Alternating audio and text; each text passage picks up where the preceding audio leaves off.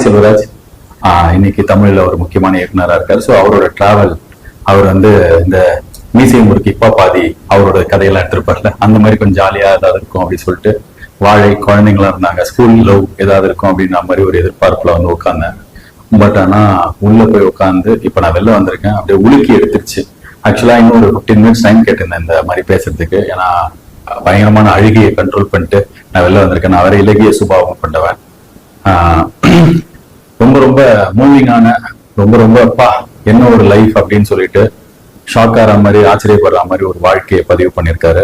நான் சென்னையில வளர்ந்த பையன், இங்க இருக்கிற தெருவா சுத்தி இருக்கேன். ஸோ இன்னைக்கு மாரி செல்வராஜ் வந்து ஒரு திரைத்துறையில இருக்கிற முக்கியமான இயக்குனரா தெரியும். ஆனா அவரோட லைஃப்ல நடந்த ரொம்ப முக்கியமான ஒரு சம்பவத்தை பதிவு பண்ணியிருக்காரு. என்ன அது ரொம்ப பாதிச்சுது. படம் பார்க்கும்போது எனக்கு ரொம்ப மூவிங்கா இருந்தது. ஸோ நடிச்ச எல்லாரும் சரி, இந்த படத்தை எடுத்த மாரி மற்றும் அவங்க டீம் மொத்த பேருக்கு என்னோட வாழ்த்துக்கள்.